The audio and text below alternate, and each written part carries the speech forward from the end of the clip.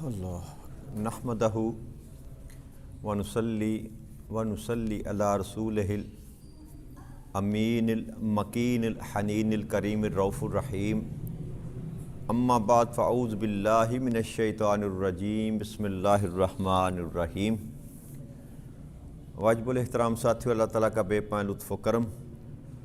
اور اس کا احسان عظیم ہے کہ جس کی توفیق سے ہم اس کے ذکر کے لیے اس کے گھر میں جمع ہیں۔ کل ہم نے سورہ البقرہ کی آیت نمبر 263 تک گفتگو کی تھی اور اپنی بات کا اختتام ہم نے اس اللہ کے حکم پر کیا تھا کہ سائل کے ساتھ نرمی کے ساتھ گفتگو کیا کرو، یعنی کہ اچھے انداز کے ساتھ کلام کرنا اس شخص سے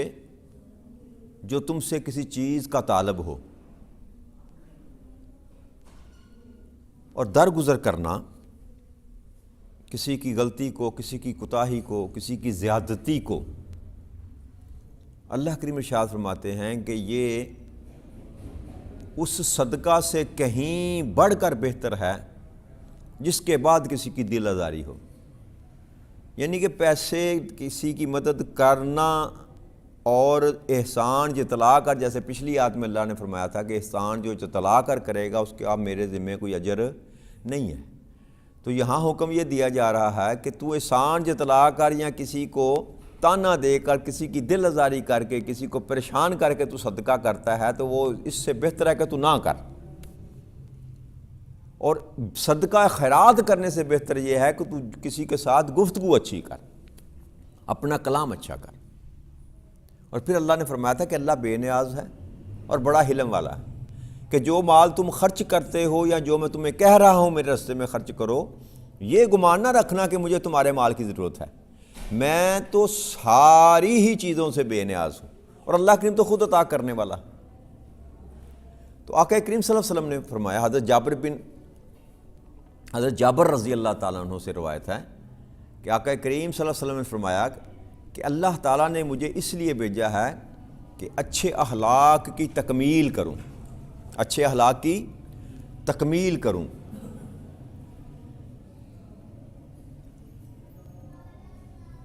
اور حضرت عائشہ صدیقہ رضی اللہ تعالیٰ عنہ ام المومنین سے کسی نے پوچھا کہ آقا کریم صلی اللہ علیہ وسلم کے اخلاق کیا ہے؟ تو ام المومنین فرمانے لگی کہ کیا تم نے قرآن نہیں پڑھا؟ کہنے کا مقصد یہ ہے کہ قرآن میں جو کچھ بھی بیان کیا گیا وہ آقا کریم صلی اللہ علیہ وسلم کے اخلاق ہے۔ تو نبی اکرم صلی اللہ علیہ وسلم نے اپنی پوری زندگی میں کبھی بھی کسی بھی مقام پر اخلاق کا دامن نہیں چھوڑا، اور اللہ کریم کو بھی سب سے زیادہ یہ پسند ہے کہ آپس میں جب آپ گفتگو کریں تو اچھے طریقے سے کریں، اور اللہ کریم نے اس کو جوڑ دیا کہ مال خرچ کرنے سے بھی یہ بہتر ہے کہ تو کسی کا دل نہ توڑ۔ آگے اللہ کے ارشاد فرماتے ہیں آیت نمبر 264، یا ایھا الذین آمنوا لا تبطلوا صدقاتکم بالمن والعطاء کالذی یہدی من یشاء کالذی ینفق مالہ رئاء الناس ولا یؤمن باللہ والیوم الآخر فمثلہ کمثل صفوان علیہ تراب فاصابہ وابل فترکہ صلدا لا یقدرون علی شیء مما کسبوا واللہ لا یہدی القوم الکافرین۔ اللہ کریم ارشاد فرماتے ہیں کہ اے ایمان والو، اپنے صدقات احسان جتا کر اور دکھ دے کر اس شخص کی طرح برباد نہ کر لینا، اس شخص کی طرح برباد نہ کر لیا کرو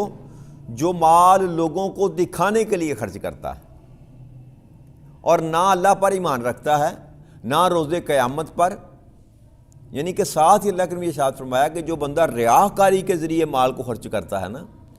دکھلاوے کے لیے، اپنی نمود و نمائش کے لیے مال خرچ کرتا ہے، تو اللہ نے فرمایا کہ نہ وہ میری ذات پر یقین رکھتا ہے نہ وہ میری ملاقات پر یقین رکھتا ہے۔ اگر اس کو میرے ساتھ میری ذات پر ایمان ہوتا یا میرے ساتھ ملاقات پر اس کا یقین ہوتا تو پھر کبھی ریاکاری، پھر خالصتاً نیت لے کر میرے راستے میں میرے لیے خرچ کرتا۔ اور پھر اللہ کریم نے فرمایا کہ اس شخص کی مثال ایک ایسے چکنے پتھر کی سی ہے کہ جس پر تھوڑی سی مٹی پڑی ہو، پھر اس پر زوردار بارش ہو تو وہ اسے صاف کر کے پھر چھوڑ دے، سو اپنی کمائی میں سے ان کے ہاتھ کچھ بھی نہ آئے گا، اور اللہ کافر قوم کو ہدایت نہیں فرماتا۔ یہاں اللہ کریم نے جو مثال پیش کی وہ یہ ہے کہ جو بندہ دنیا میں مال خرچ کرتا ہے اور کرتا اپنی ذات کے لیے ہے، نمود و نمائش کے لیے، ریاکاری کے لیے، تو اللہ کریم فرماتے ہیں کہ اس شخص کی مثال ایک ایسے پتھر کی سی ہے، پتھریلی زمین کی ہے، چٹان کی،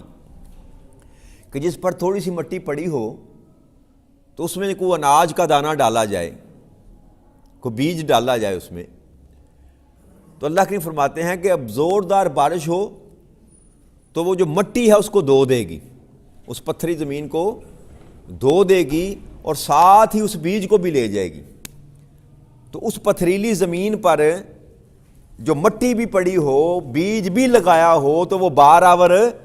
نہیں ہوتا، ہلکی سی بارش پڑنے سے وہ سارے کی ساری محنت انسان کی برباد ہو جاتی۔ تو یہی ریاکاری کے متعلق کہ بندہ خرچ کرتا ہے، کمائی کر کے خرچ کرتا ہے، لاکھوں کروڑوں روپے خرچ کرتا ہے، لیکن اس کی مثال ایسے ہی ہے کہ جیسے اس نے کچھ بھی خرچ نہیں کیا۔ تو اللہ کریم یہ بات سمجھانا چاہ رہا ہے کہ اس پتھر کی سی تیری مثال ہے جس پر مٹی پڑی ہے، تو اس پر محنت کر کے بیج ڈال کر فصل اگانے کے چکر میں ہے، لیکن ہلکی سی بھی بارش اگر اس پتھر پر پڑے تو وہ ساری مٹی کو صاف کر کے نیچے سے وہ پتھر نکال دے گی۔ کہ ریاکاری اور ملمہ کاری جو ہوتی ہے نا، اس کی عمر بھی تھوڑی ہوتی ہے، اس کی عمر بھی تھوڑی ہوتی ہے۔ یہ سونے کا پانی چڑھاتے ہیں نا چاندی پر، اس کو ملمہ کاری کہتے ہیں۔ اصل کو چھپانے کے لیے آپ اصل کو چھپاتے ہیں۔ آج کا بیوٹی پارلر کا دور ہے نا جی، تو جاتا کوئی اور ہے اندر سے اور نکلتا کوئی اور ہے۔ یہ ساری ریاکاری ہے، یاد رکھیے، یہ ملمہ کاری اور ریاکاری اللہ کریم اس کو پسند نہیں کرتا۔ اللہ کہتا ہے حقیقت میں جو تو ہے نا وہ ظاہر کر اپنا، جو بھی ہے تو۔ اگر تو اس پر ریاکاری اور ملمہ کاری کرے گا تو اس کی کوئی عمر نہیں ہے۔ اور دوسرا یہ کہ اس کا تجھے کوئی فائدہ بھی ہونے والا دنیا میں شاید چند ٹکے زیادہ کما لے، چند عزت، کچھ دیر، کچھ سال، کچھ سمجھ لے وقت تو عزت زیادہ کما لے، لوگ تیری ظاہری طور پر عزت کریں، لیکن وہ عارضی عزت ہے، وہ عارضی عزت ہے، کسی بھی وقت وہ عزت جو ہے تم سے چھینی جا سکتی ہے۔ اور سب سے بڑھ کر نقصان ریاکاروں کا یہ ہے، اللہ کریم فرماتے ہیں کہ ان کے ہاتھ کچھ بھی نہیں آئے گا۔ کب؟ جب اللہ کے پاس جائیں گے۔ اور اللہ کافر کو ہدایت نہیں دیتا، کافر قوم کو، کہ جو یہاں کافر جو مراد یہاں وہ جو کلمہ پڑھ کر کافر ہو اس کی بات اللہ کریم نہیں کر رہا، جو اللہ کے احکامات کو نہیں مان رہا اس کی مراد ہے یہ کافر، کہ جیسے اللہ کہتا ہے ویسے خرچ نہیں کر رہا۔ تو یہ بھی کفر کی ایک حالت ہے۔ اللہ کہتا ہے جو اس حالت میں چلا جاتا ہے پھر میں اس کو ہدایت نہیں دیتا، ریاکار کو ہدایت نہیں دیتا اللہ کریم۔ پھر اللہ کریم نے ارشاد فرمایا وَمَثَلُ الَّذِينَ يُنْفِقُونَ أَمْوَالَهُمْ ابْتِغَاءَ مَرْضَاتِ اللَّهِ وَتَثْبِيتًا مِّنْ أَنفُسِهِمْ كَمَثَلِ جَنَّةٍ بِرَبْوَةٍ أَصَابَهَا وَابِلٌ فَآتَتْ أُكُلُهَا ضَعْفَيْنِ فَإِن لَّمْ يُصِبْهَا وابل فتل واللہ بما تعملون بصیر۔ اور جو لوگ اپنے مال اللہ کی رضا حاصل کرنے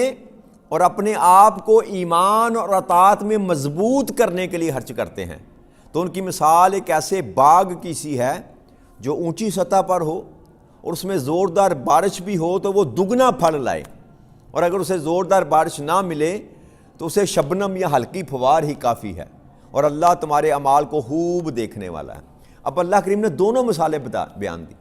کہ جو مال فقط اپنی ذات کے لیے خرچ کرتا ہے اس کو آؤٹ پٹ اس کا کبھی بھی ملے گا، دنیا میں نہیں ملے گا۔ دنیا میں اگر ملے گا تو چند سال جی لے گا، وہ کتنی زندگی گزار لے گا۔ لیکن اصل معاملہ ہے جس مقصد کے لیے انسان کو زندگی عطا کی گئی کہ وہ جو دوسری زندگی انسان نے گزارنی ہے اس کی تیاری کرنے کے لیے امتحان میں ڈالا گیا. تو جو مال خرچ کرتا ہے لیکن صرف اس لیے کہ دنیا میں اس کو فائدہ مل جائے یا دنیا میں عزت ہو جائے، اس کی مثال بھی اللہ نے بتا دی. اور دوسرا یہ حکم فرمایا اللہ کریم نے کہ جو میری رضا کے لیے مال خرچ کرتا ہے نا، میری رضا کی تلاش میں رہتے اور میری فرما برداری میں اور اپنے ایمان کو تقویت دینے کے لیے مال کو خرچ کرتے ہیں، تو ان کی مثال ایک ایسے اونچی سطح پر باغ کی ہے جس پر زوردار بارش ہو تو وہ دگنا پھل لے کر آئے. یعنی کہ اچھی زمین جو ہوتی ہے، وہ جو میں کل بات کر رہا تھا نا کہ نیکی کی نیت جو ہے نا وہ انسان کے اعمال کو بلند کرتی ہے، اس کی فضیلتوں کو بڑھاتی ہے. تو یہی اللہ کی بیان فرما رہے ہیں کہ جس کا تقوی زیادہ ہوگا، جس کی نیت، جس کی خالصیت زیادہ ہوگی، اس کا عمل تھوڑا بھی ہوگا نا تو اس کو دگنا پھل ملے گا. تھوڑی سی بارش یا زوردار بارش کا مطلب ہے کہ اس پر تھوڑا سا بھی کام ہوگا تو اللہ کی رحمت ہوگی تو اس کو اللہ کی طرف سے دگنا پھل ملے گا. اور اگر زوردار بارش نہ بھی ملے تو شبنم یا پھوار جو ہے وہ بھی اس کے لیے کافی ہے کہ اس کے اعمال کو دو چند کرنے کے لیے اس کی تھوڑی کمائی بھی جو ہے نا تھوڑا بھی خرچ کرے، اگر اس پر ڈھیروں خرچ نہ بھی کرے لیکن نیت اس کی خالص ہے، کرتا وہ اللہ کے لیے ہے، ایمان کو مضبوط کرنے کے لیے اللہ کی فرما برداری میں، اللہ کی اطاعت میں خرچ کرتا ہے، تو اس کا تھوڑا خرچ کیا ہوا بھی اللہ کریم زیادہ کر دے گا. اور اللہ تمہارے اعمال کو خوب دیکھنے والا ہے. تو اللہ کریم ارشاد فرماتے ہیں کہ تم جو کچھ بھی کرتے ہو، تم ریاکاری کے ذریعے خرچ کرو تب بھی میں خوب دیکھنے والا ہوں، اور تم میری ذات کی محبت میں یا میری اطاعت میں خرچ کرو تب بھی میں دیکھنے والا ہوں، مجھ سے کوئی چیز مخفی نہیں ہے. اب انسان کے یہ اپنے اختیار میں ہے کہ وہ کس طرح مال کو خرچ کرنا چاہتا ہے. حضرت عبداللہ بن عمر رضی اللہ تعالیٰ عنہ فرماتے ہیں کہ انہوں نے آقا کریم صلی اللہ علیہ وسلم کو یہ فرماتے ہوئے سنا کہ جو شخص اپنے عمل کو لوگوں کے درمیان شہرت دے گا نا، اس لیے کام کرے گا، نیکی کرے گا یا نیکی کر کے وہ اس کی تشہیر کرے گا کہ میں نے یہ بھی کیا، میں نے یہ بھی کیا، میں نے یہ بھی کیا. اشتہار لگائے جاتے ہیں نا آج کل تو نیکیوں کے. تو اللہ آقا کریم صلی اللہ علیہ وسلم فرمایا تو اللہ کریم اس کی اس ریاکارانہ عمل کو لوگوں کے کانوں تک پہنچا دے گا. یعنی کہ اس کی ریاکاری چھپی نہیں رہے گی، اللہ کریم لوگوں کے پر ظاہر کر دے گا کہ یہ ریاکار ہے، یہ جو مال خرچ کر رہا ہے یہ ریاکاری کر رہا ہے، نمود و نمائش کر رہا ہے، اس کے پیچھے اللہ کی محبت یا اللہ کی اطاعت نہیں ہے. اور یہ شخص ریاکار اور غیر مخلص نیز اللہ فرماتے ہیں کہ قیامت کے دن اللہ کریم اس کو رسوا کرے گا. یہ سب سے بڑی سزا کہ دنیا میں تو 4 دن گزار کے جب جائے گا وہاں پر تو اللہ نے فرمایا کہ دنیا پر بھی اس کو ذلیل کروں گا کہ لوگوں کی نظر میں جو اس نے 2 نمبر عزت بنا رکھی ہے اپنی، اس کو میں ننگا کر دوں گا، لوگوں کے سامنے اس کی حقیقت کو کھول دوں گا کہ یہ ریاکار ہے. اور سب سے بڑھ کر یہ آقا نے فرمایا کہ اللہ کریم ارشاد فرماتے ہیں کہ قیامت کے دن اس کو رسوا کروں گا اور دنیا اور آخرت میں ذلت اور خواری سے دوچار کرے گا. یہ مشکات شریف کی ہے جلد 4 میں حدیث نمبر 1249 میں یہ حدیث مبارک بیان فرمائی گئی. اور آگے جو اللہ کریم نے مثال دی کہ احسان کر کے مال کو ضائع نہ کرنے کا بیان ہے کہ جب تم خرچ کرتے ہو تو خالصیت کے ساتھ اللہ کے راستے میں خرچ کرو تو پھر اللہ ہی تمہیں جزا دے گا، اللہ ہی تمہیں جزا دے گا. آپ جس بندے پر خرچ کرتے ہیں اگر اس سے آپ نیکی کی توقع کرتے ہیں تو پھر آپ کو اللہ کی طرف سے جزا نہیں ملے گی. آپ آؤٹ پٹ مانگتے ہیں نا دنیا میں، ہم آؤٹ پٹ مانگتے ہیں. کسی پر خرچ کیا تو اب چاہتے ہیں کہ ساری زندگی کے لیے اب یہ میرا غلام بن جائے، میرے سامنے آنکھ اٹھا کے بات نہ کرے، اور احسان جتلاتے ہیں میں فلانے وقت تیرے کام نہیں سے آیا، میں نے تیرے لیے فلاں وقت یہ نہیں کیا تھا. ایسی بات جب بھی انسان کی زبان سے نکلتی ہے اس کی نیکی کو ضائع کر دیتی.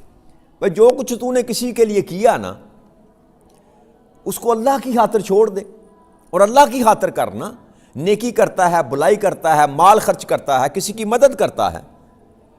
تو اس کو خالص اگر اللہ کی طرف منسوب کر کے تو کرتا ہے تو پھر تو اللہ سے امید رکھ کے وہ تجھے اجر عطا کرے گا. لیکن اگر تو اس پر احسان جتلاتا ہے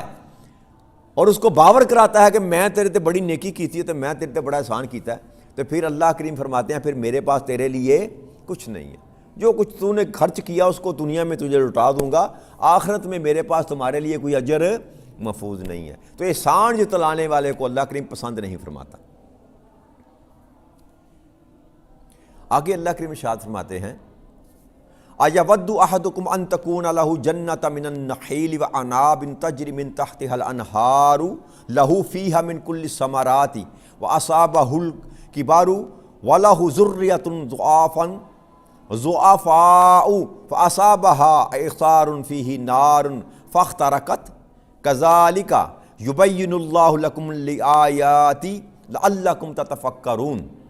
کیا تم میں سے کوئی شخص یہ پسند کرے گا کہ اس کے پاس کھجوروں اور انگوروں کا ایک باغ ہو جس کے نیچے نہریں بہہ رہی ہوں اور اس کے لیے اس میں ہر قسم کے پھل لگے ہوں اور اس پر بڑھاپا آ پہنچے اور اس کی اولاد بھی ناتواں ہو، بچے چھوٹے ہوں، اس کے کمائی کرنے کا ذریعہ کوئی اس کا نہ ہو، تو ایسے وقت میں خود وہ بوڑھا ہو چکا ہو، بچے اس کے چھوٹے ہوں اور اس کا باغ ہو جس میں ہر قسم کے پھل لگے ہوئے ہوں، تو اللہ کریم فرماتے ہیں کہ اس باغ پر ایک آگ کا بگولا آ جائے جس میں نری آگ ہو، ایسا بگولا آ جائے جس میں نری آگ ہو اور وہ باغ جل جائے۔ اس طرح اللہ تمہارے لیے نشانیاں واضح طور پر بیان فرماتا ہے تاکہ تم غور کرو، سوچ سمجھ سکو تم اس میں۔ اب اللہ کریم نے یہ جو مثال بیان فرمائی نا کہ بندہ جو ہے ساری زندگی محنت کر کے کماتا ہے اور کما کما کے ڈھیر لگاتا ہے، اللہ کہتا ہے اس انسان کی طرف ذرا دھیان کر کے انسان سوچے کہ ایک بندہ ہے 60-65 سال کی عمر میں یا 70 سال کی عمر میں پہنچ گیا ہے، بوڑھا ہو چکا ہے اور اس نے کمائی کر کے ایک بہت قیمتی باغ یا بہت بڑا بزنس اس نے کھڑا کر رکھا ہے اور اس کے بچے ابھی چھوٹے ہیں، متبادل اس کا کوئی نظام ایسا نہیں ہے، اور آنن فانن اللہ کے امر سے وہ سارا کچھ تباہ و برباد ہو جائے تو اس کی کیا حالت ہوگی، اس کی کیا حالت ہوگی۔ تو اللہ کریم یہ بتانا چاہتا ہے کہ جو بندہ دنیا کے لیے ہی ساری زندگی بسر کرتا ہے اس کی مثال ایسے ہی ہے کہ جیسے بڑھاپا اس پر آ گیا اور اس کا سارا کچھ ختم ہو گیا، کہ بڑھاپے میں بھی جب انسان کے پاس کچھ نہ رہے تو وہ کچھ کرنے کے قابل نہیں رہتا۔ یہی حال آخرت میں ہوگا کہ جب آخرت میں انسان جائے گا، اگر آخرت میں انسان کے پاس کچھ نہ نکلا تو وہاں بھی وہ کچھ کرنے کے قابل نہیں ہوگا، پھر دونوں ہاتھ اس کے خالی ہوں گے۔ پھر اللہ کریم فرماتے ہیں کہ ایسے بندے کی مثال دے کر سمجھانا چاہتے ہیں کہ یہ اسی طرح ہے کہ جیسے کسی بوڑھے آدمی کا ساری زندگی کی کمائی جو ہے وہ آنن فانن ضائع ہو جائے تو پھر اس کے پاس پچھتانے کے علاوہ کچھ اور باقی نہیں بچے گا۔ تو حضرت عبداللہ بن عباس رضی اللہ عنہ فرماتے ہیں کہ ایک بندہ ہے وہ اطاعت کا عمل کرتا ہے، اللہ کی فرما برداری کرتا ہے، لیکن ایسا وقت آتا ہے کہ اس کی طرف شیطان کو بھیج دیا جاتا ہے۔ میں نے عرض کی تھی نا کہ آزمائش شرط ہے، بندگی کے لیے آزمائش شرط ہے، اللہ کریم آزماتا ہے جب اس کا دل کرے گا، یہ اس کی مرضی پر ہے۔ جی چاہے تو ساری زندگی نہ آزمائے کہ بھئی تیرے خلوص پر اس کو یقین ہے، وہ یقین کر دے تیرے خلوص پر اور تجھے نہ آزمائے، تو جی چاہے تمہیں قدم قدم پر آزمائے، یہ اس کی مرضی پہ ڈپینڈ کرتا ہے، لیکن آزمائش شرط ہے، آزمائش شرط ہے۔ تو اللہ کریم شیطان کو بھیج دیتا ہے تو وہ بندہ جو ہے وہ پھسل جاتا ہے، شیطانی عمل کرنا شروع کر دیتا ہے۔ تو جب وہ شیطانی عمل شروع کر دیتا ہے تو اس نے جو کمایا ہوتا ہے اس کا سارے کا سارا ضائع ہو جاتا ہے۔ آہستہ آہستہ جیسے گھڑے میں سوراخ ہو جائے نا، بے شک لبالب بھرا ہو پانی کا، چھوٹا سا سوراخ بھی ہو جائے تو قطرہ قطرہ ٹپکتے ٹپکتے بھی ایک وقت ایسا آتا ہے کہ وہ گھڑا خالی ہو جاتا ہے۔ تو جو بندہ نیک اعمال کرنے والا ہو لیکن شیطان کے اغوا کر کے اس کو جب لے جاتا ہے، ورگلا کر لے جاتا ہے، تو وہ بدعمالیوں کے چکر میں جب پڑ جاتا ہے تو اس کی ساری نیکیاں جو ہیں وہ ضائع ہونی شروع ہو جاتی۔ تو اللہ کریم ارشاد فرماتے ہیں کہ وہ جو باغ جس کا اجڑ جائے بڑھاپے کے وقت، جس کا سب کچھ چھین لیا جائے، اس کے پاس سوائے یاس، حسرت، رنج اور غم کے سوا اس کے پاس کچھ نہیں بچتا۔ تو پھر اس اللہ کریم فرماتے ہیں لیکن جس نے نیک اعمال کیے ہوں اور اللہ کو راضی کرنے کے لیے خرچ کیا ہو تو اس کو کسی قسم کا کوئی غم نہیں ہوتا۔ انسان کی نیت ٹھیک ہونی چاہیے۔ حضرت امیر المومنین حضرت عمر بن خطاب رضی اللہ تعالیٰ عنہ سے پوچھا آپ نے حضرت ابن عباس سے، یہ بھی صحیح بخاری کی یہ حدیث مبارک ہے آپ نے ان سے پوچھا کہ یہ جو آیت کریمہ ہے یہ باغ والی یہ کس کے لیے نازل ہوئی؟ تو حضرت ابن عباس نے بتایا کہ یہ ایک ایسے بندے کے لیے امیر المومنین نازل اللہ کریم نے فرمائی کہ جو بڑا مالدار ہے، اللہ تعالیٰ نے اس کو بہت مال دیا ہے اور وہ اللہ تعالیٰ کی فرما برداری کا کام کرتا ہے، عمل کرتا ہے فرما برداری کا، پھر شیطان اس کو بہکاتا ہے اور وہ گناہوں میں مشغول ہو جاتا ہے اور اپنے نیک مال کو کھو دیتا ہے، اپنے نیک مال کو کھو دیتا ہے۔ یعنی کہ یہ بوڑھاپے کے وقت باغ کا اجڑ جانے کا مطلب یہ ہے کہ ساری زندگی وہ ہے کماتا رہا، نیک مال کرتا رہا، لیکن موت کے قریب جا کر اس کا ایمان غارت ہو گیا، بہک گیا، اور ساری نیکیاں جو اللہ کریم کہتے ہیں اس کی غارت ہو جاتی۔ تو جو 2-3 دن پہلے بھی ہم نے یہ گفتگو کی تھی کہ خاتمہ بالایمان جو ہے نا وہ ضروری ہے، خاتمہ بالایمان ضروری ہے۔ دین اسلام پر زندگی گزارنا یہ بھی اللہ کی رحمت ہے، لیکن ایمان پر خاتمہ مانگنا چاہیے اللہ کریم سے کہ پتہ نہیں کس وقت شیطان کا وار ہم پر کارگر ہو جائے، کہیں پر ہماری کمزوری اس کے ہاتھ آ جائے اور ہمیں ورگلانے میں کام ہے، اور ہو جاتا ہے۔ کئی ایسے لوگ ہیں جو ساری زندگی نیکی پر چلتے رہتے ہیں لیکن آخری وقت میں آ کر ان کا بیڑا غرق ہو جاتا ہے اور ساری زندگی کی کمائی جو ہے اس کی ضائع ہو جاتی ہے۔ تو اللہ کریم سے جہاں ہم ایمان مانگتے ہیں وہاں ایمان پر خاتمہ بھی اللہ کریم سے مانگا کریں کہ مولا جو تم نے ہمیں ایمان کی دولت نصیب فرمائی ہے نا، اس کو ہماری موت تک جو ہے نا ہماری اس کو حفاظت میں رکھنا، ہمیں اپنے ایمان میں رکھنا، تاکہ موت کے وقت جو ہے نا ہم ایمان کے حالت میں تیرے سامنے پیش ہو سکیں، تب جا کر انسان کا آخرت کا معاملہ کچھ بہتر ہو سکتا ہے۔ ہر لمحے ڈرنا چاہیے، ہر وقت اللہ کریم سے جو ہے مغفرت طلب کرتی رہنا چاہیے، تاکہ اللہ کریم کے ساتھ تعلق اگر انسان کا بنا رہے نا، غفلت نہ آئے، تو اللہ کریم خود اس کی پھر حفاظت کرتا ہے بندے کی۔ تو جہاں انسان کمزوری کرے گا، اللہ سے جیسے ہی دور ہونے کی کوشش کرے گا، اس کو شیطان اپنے نرغے میں لے لے گا۔ تو جس پر شیطان نے غلبہ پا لیا پھر اس کا واپس پلٹنے کا کوئی معاملہ نہیں رہتا۔ تو شیطان بڑا ظالم ہے، اللہ نے کہہ دیا کہ سب سے بڑا جو تیرا دشمن ہے وہ شیطان ہے اور کھلا دشمن ہے۔ تو اللہ کریم سے اس دعا کے ساتھ کہ رب کریم جہاں تو نے اسلام پر ہمیں زندگی عطا فرمائی وہاں ہمیں ایمان پر ہمیں خاتمہ بھی نصیب فرمانا۔ وما علینا الا البلاغ المبین۔ والسلام علیکم ورحمۃ اللہ وبرکاتہ۔